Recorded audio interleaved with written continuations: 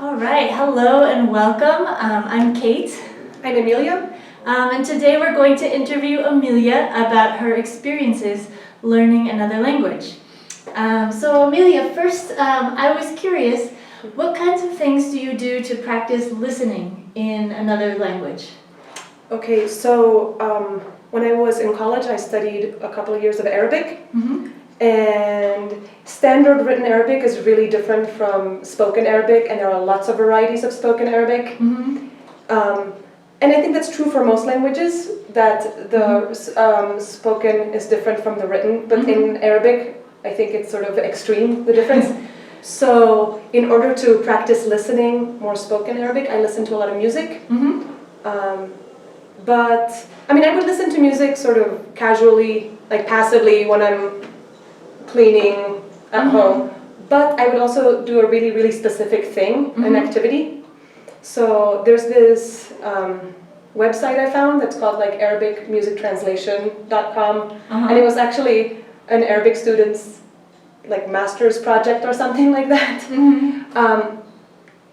And there you can find the lyrics, the Arabic lyrics, and the English translation. That's so useful. It was so useful. So then I would listen to a song, maybe on YouTube, but not all of it. I would pick like one small part and listen to it on repeat and try to write down what they were saying. Like not all of it, not the whole song because it's way too much. Yeah, it's a lot. But let's say like 4 lines. And I would listen like 5-6 times and just try to write it down, try to understand what they were saying. And then I would go look at the lyrics in Arabic, and sometimes I would even recognize the words. Like I would compare it to what I wrote, but I felt like, oh, that's what they were saying, right? Like now I see it. So to kind of bridge the gap between what it looks like on paper and what it sounds like. And a lot of times there's like sounds missing, or the emphasis isn't what you thought it would be. Yeah, exactly. Like we would recognize the words individually, but when they're all squeezed together in a sentence,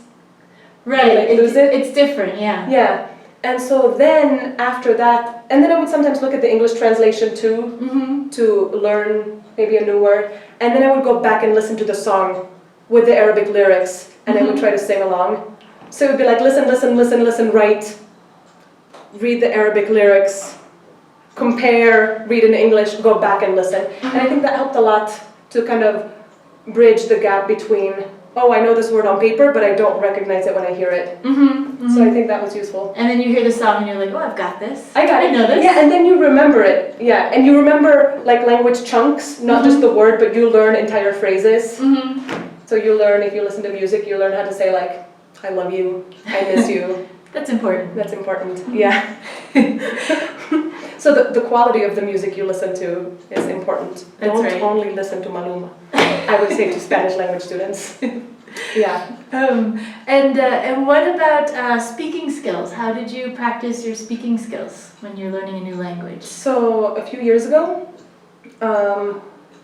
I decided that I wanted to learn French. And I had taken a couple years of French in college, or in high school, when I was like 15.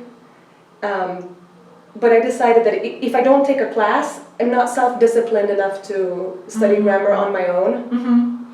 That's another thing I would say, like, we should be realistic about our goals. Sometimes we put goals like, teacher, I'm going to learn 100 words every day. Nobody does that. Right. Like, if it's a small goal, it's okay, but as long as it's realistic.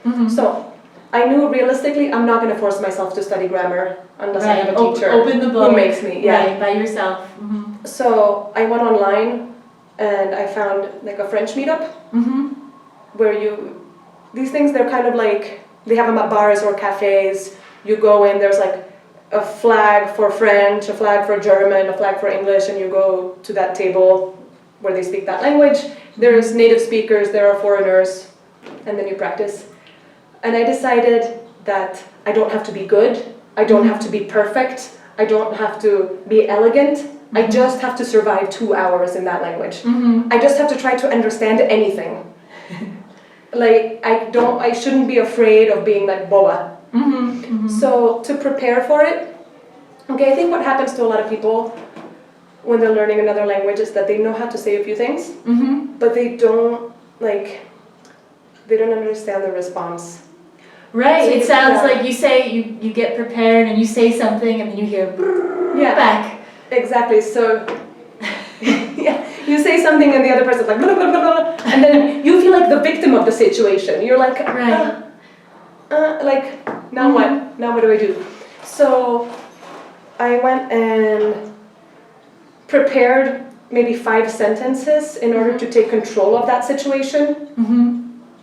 Because I knew, okay, that's gonna happen. What do I do when they blah blah blah blah blah at me? So I learned to say in French, like, please speak slower. Repeat that again. I didn't understand anything, or I'm new at this. You know, these things that I knew I wanted to say, and I think that helped a lot because then, when inevitably people would speak blah blah blah blah blah, I could sort of not be a victim of the situation, but take control. Right. You could respond, I'm sorry, I didn't understand you. That's Yeah. why I'm making this face. Exactly, and I think that when we're language learners, we feel that if the communication goes wrong, it's our fault. I didn't say it right, I'm stupid, I sound so clumsy, I didn't understand them.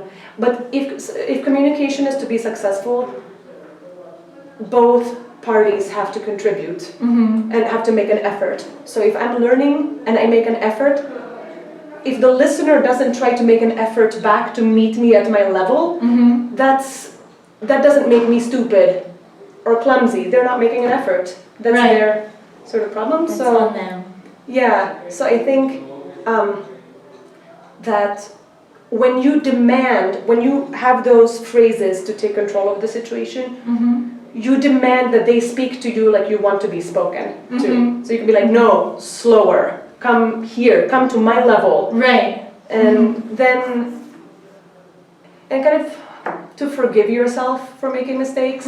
Like, get used to feeling stupid. Once you get used to feeling stupid, you won't feel stupid anymore. Right. It's completely normal. And I Right. think that helps a lot. It is, it's so normal. Yeah.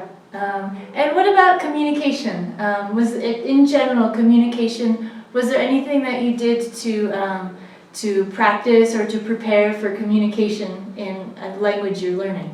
Yeah, so I think that when we learn another language, it's not enough to just say the same things we always say in another language. Like the rituals are a little bit different. I have students all the time who come and say, teacher, I don't know what to say when somebody says, what's up? What do I say back? Right? And if you don't know how to answer, hey, how's it going? What's up? How you doing? You feel clumsy every single time that happens to you. So you feel clumsy in every conversation. You're like, I'm okay, I don't know. Right, Yeah. right. And the same thing happened when I came to Colombia, and I spoke Spanish, but I didn't understand like the Colombian language rituals. Right. So when somebody says, hola, ¿qué más? I want to say, no hay nada más, ya te lo dije todo, ¿qué más quieres? Right, right. And so every time somebody would say, ¿qué más? I would feel so stressed out. I would see people in the hallway, other teachers, they'd be like, hola, ¿qué más? And I'd be like, pero ni te he dicho una cosa, no hay más. ¿Cómo puede haber más si no había la primera cosa? So, that was, when you learn those things, you feel a lot more confident. And if you don't understand it by observation, like find somebody, ask a teacher, ask an advanced speaker. Another thing, I think that students in another language, they know how to have conversations, but they don't know how to start them or finish them. That's so important. Like maybe we talk about, like, ask your friend about their favorite book. Like, hey, what book have you been reading? And then say, oh, I've just been reading this book about a murder mystery. And yeah, Right. And then I say, oh, that's really interesting. Right. How do you end the conversation? You're just like, okay, bye. And I think that we don't know, like, when you know how to start a conversation and how to finish it, like, what are the signals you send to finish a conversation? So you're like, all right, well, great, that sounds really interesting. Excellent. All right. You give these clues. Right, okay. Yeah. All right, let's do that. Yeah. And when you know how to, those phrases that you can throw in to end the conversation, Mm-hmm. you feel more elegant and you feel better and you feel more skilled. Mm-hmm. Right, Yeah. those verbal and even non-verbal cues too, like, okay, this is finishing now. Exactly. So I would observe how other people start a conversation, what words they use, what phrases they use, that probably people repeat again and again, and how to end it. Because I think that those things are not often taught in class, it's just sort of assumed that you pick them up in life. But I think when you do, you have so much more confidence to start conversations. I think people don't start conversations because they're scared. They're scared of feeling stupid, of being clumsy, of not knowing how to end it.